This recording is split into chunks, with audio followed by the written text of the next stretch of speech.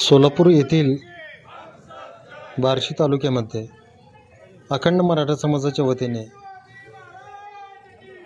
मराठा आंदोलक मनोज जरांगे पाटील यांचा सोलापूर येथील 7 ऑगस्टचा कार्यक्रम अर्थात शांतता रॅली व्यवस्थित पार पाडावी यासाठी बार्शी तालुक्यातील अखंड मराठा समाजाने मध्यवर्ती कार्यालय स्थापन करण्यात आलेले आहे।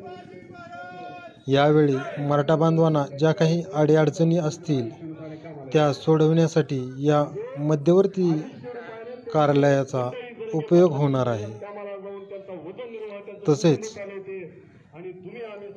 उत्तर बार्शी व दक्षिण बार्शी या ठिकाणचे सर्व मराठा बांधव एकत्रित कसे करता येतील व या रॅली शांतता रॅलीसाठी कसे नियोजनबद्ध करता येईल यासाठी आनंद काशीद यांनी मार्गदर्शन केलेले आहे।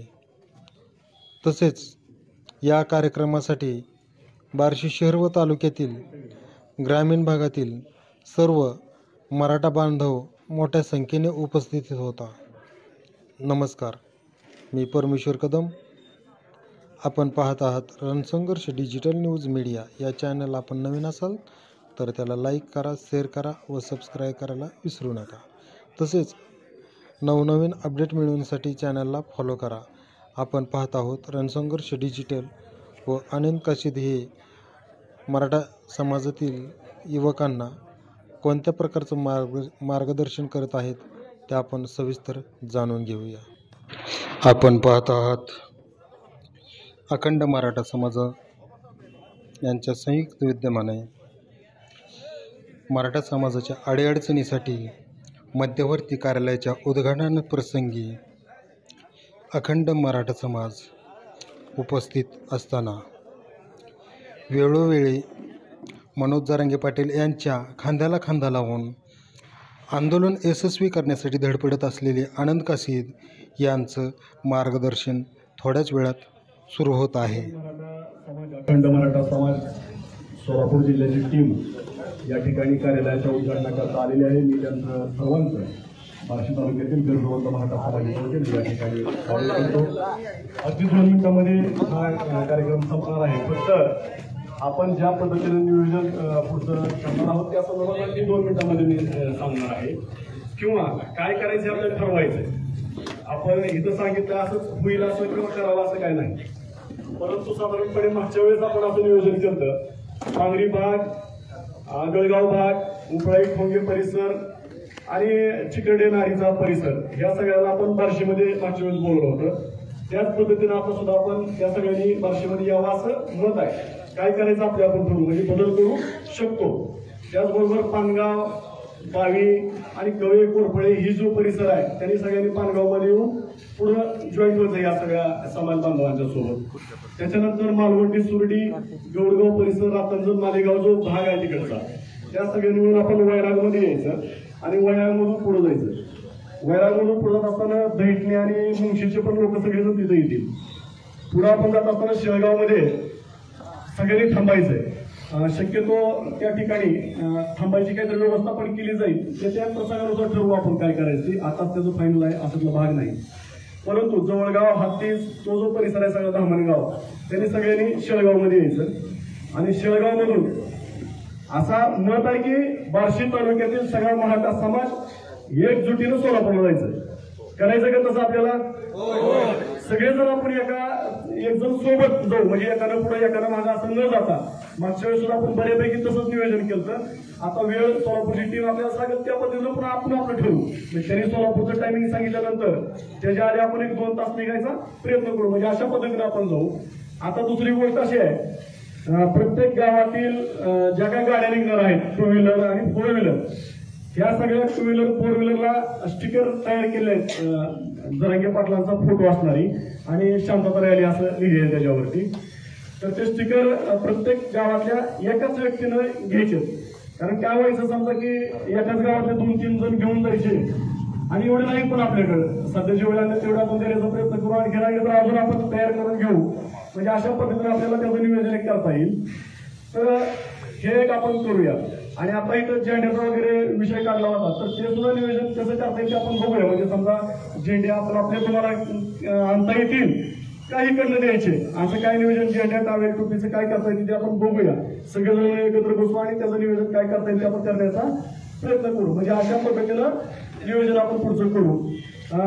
त्याचबरोबर जे काय म्हणून दादा ज्या पद्धतीनं आपल्याला सांगितलेलं आहे, म्हणजे जसं की मदत सत्कार घेणारा असं आपल्याला परवा सांगितलं त्यांनी, तर माझी जो आपला बार्शी तालुक्याचा जो भाग आहे धाराशिवकरचा, त्या सगळ्या भावांना विनंती आहे की दादा कुठेही मध्ये थांबणार असल्यामुळे तुम्ही तिकडं न जाता सगळेजण आपण बार्शीवर एकत्र मिळून जाऊ. अशा पद्धतीचं आपल्याला नियोजन करावं लागेल आणि ते करूया सगळेजण मिळून. अशा पद्धतीचं मी या ठिकाणी नियोजनाच्या बाबतीमधलं सांगतो. जास्तीत जास्त बांधवांनी सोशल मीडिया असेल, इतर काही साधनं असतील, त्यातून आत्तापासूनच मला सांगितल्याप्रमाणे जनजागृती करा. प्रत्येक घरातला एका तरी मराठ्यानं येणं गरजेचं आहे. काय हरकत आहे का यायला? सगळ्या प्रत्येक मराठ्याच्या घरातला एकाच बांधवाने येणं गरजेचं आहे.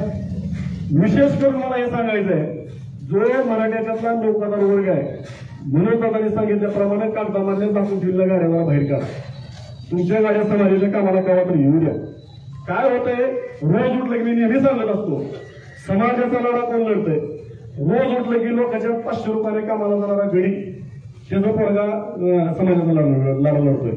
ज्याची आई रोज दुसऱ्याच्या 250-300 रुपयाने कामाला जाती, तीच 500 रुपये वर्ग देते, तीच मिळून इकडे देते.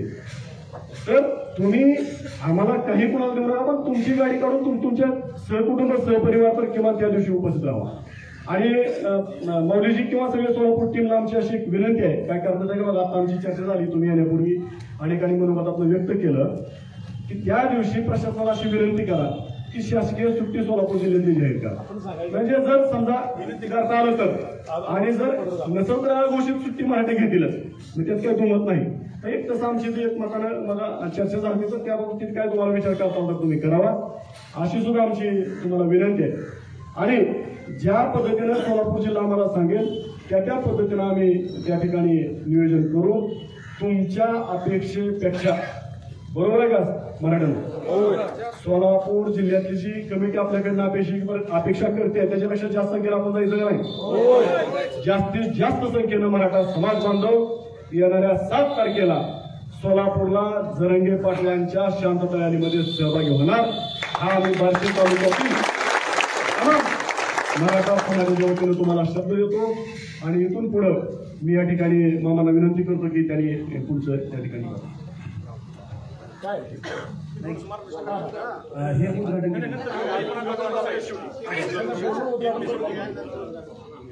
या ठिकाणी आतापर्यंत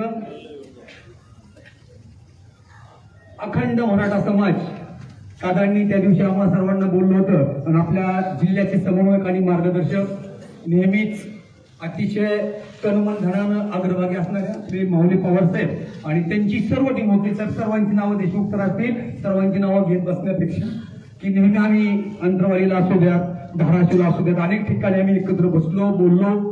परंतु त्यांची जी तळमळ आहे दादांविषयी, आणि अनेक मीडियाची लोक त्यांना वैयक्तिक भेटतात, त्यावेळेस सुद्धा त्यांचा जो